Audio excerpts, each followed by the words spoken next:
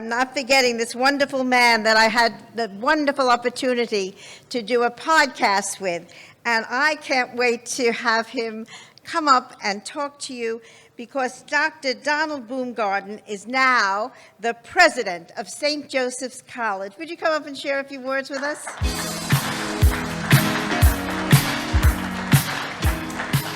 When I took over at St. Joseph's, one of the things I insisted upon, I said, please, I still have to teach. I'm still a teacher, and although the trustees initially were a little bit curious about why I wanted to still do that, I said, no, I have to teach every year. So this fall I taught my course. I'm trained as a musician. Even though I'm a classical pianist, my family were farmers. I was about to say rednecks. And I grew up playing a lot of country music, bluegrass music, so I play the fiddle and the banjo and things like that. And so I teach a class every year in American roots music and folk music. And this year, as I prepared, I had to shift my class into the remote mode, which I'd never done. And that gave me a chance to feel what it was like for my faculty to do this, because it was a huge amount of work. And then when I started the class and I had the first Zoom session with them, I looked at their faces, and what I saw were the faces of young people who normally would be full of life, full of vitality, full of excitement, and they were not full of vitality and excitement. They were full of anxiety, and they were full of fear. And they had been through so much over the previous months. And I realized in an instant that what I was doing was something that all of my faculty would have to be doing this year. And at the very next faculty meeting, I said to all of them, our job this year is to bring joy in a time of darkness. To bring joy in a time of darkness, because learning is joy. And that idea of the expression of knowledge as something which is more than just information leading to a wonderful career, which of course we specialize in. But that's not really the main point of knowledge. The main point of knowledge is dealing with life. And I realized that the education that we were providing these young people was exactly what was going to allow them to weather the crisis. And that education is more, as I said, than just a career track, but it is something that opens the door into joy and into lifelong learning.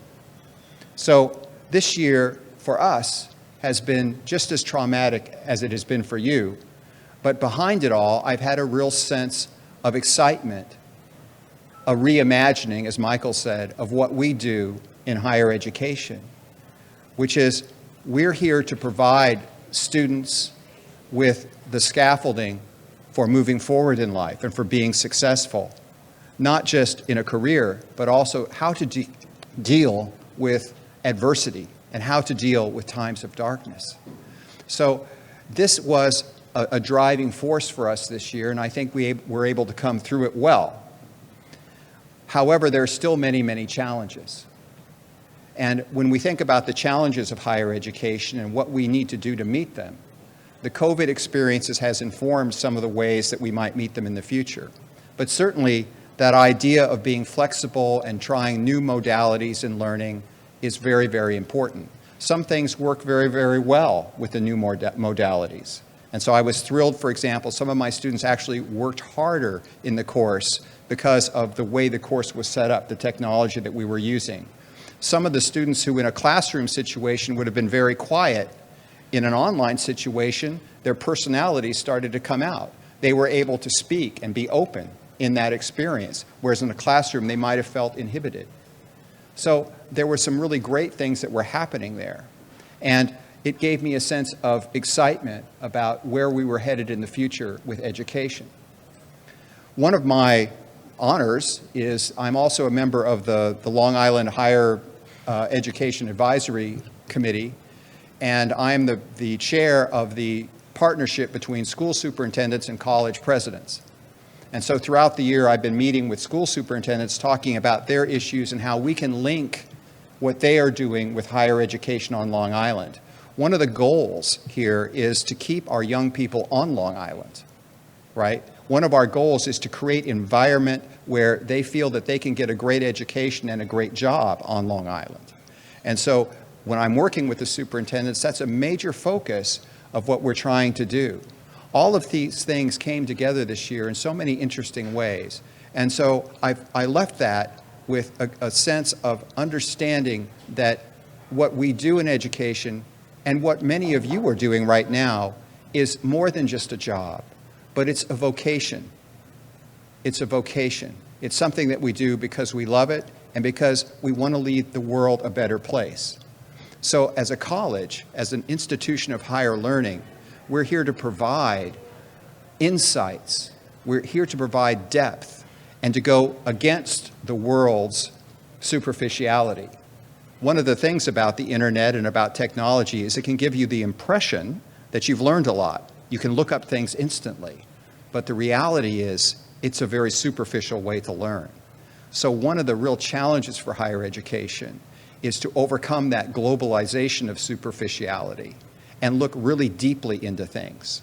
Now, St. Joseph's College, as all of you probably know, is a college which is built in the tradition of the Sisters of St. Joseph.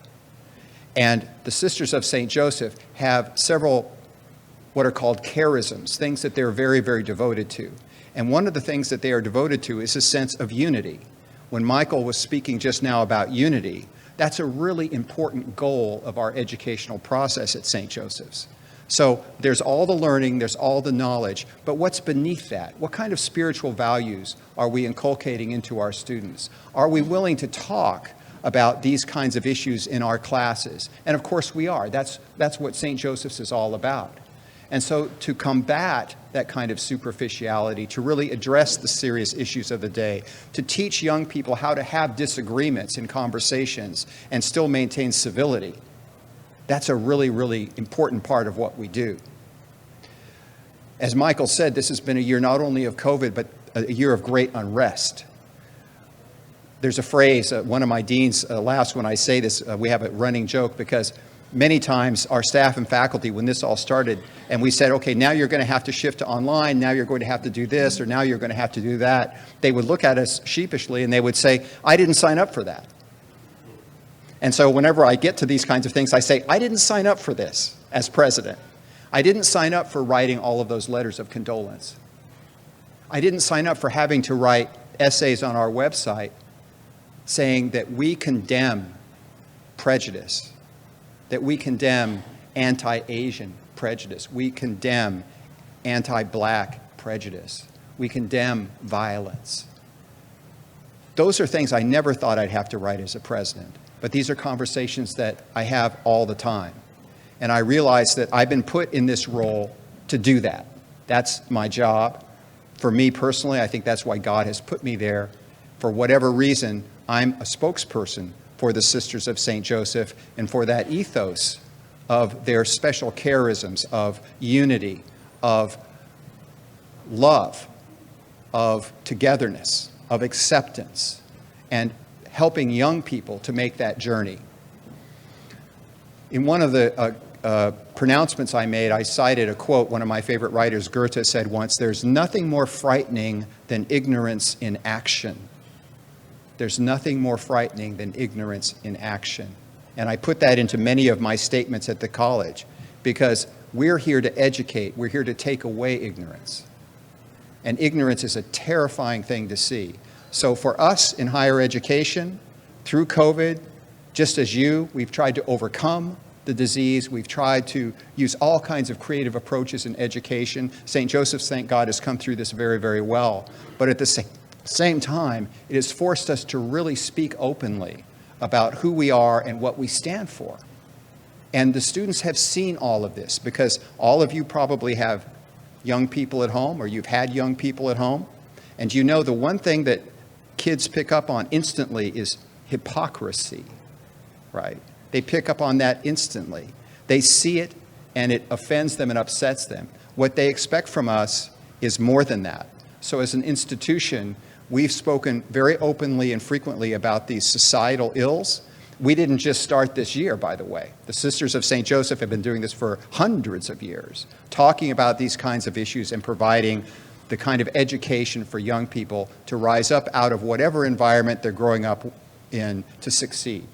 So I just wanted to leave you with that note of a sense of excitement and a sense of joy for the future, because I believe that this crisis, as dark as it has been, has allowed us to maybe speak a little bit more openly about what life is really about and what education should really be about. Thank you.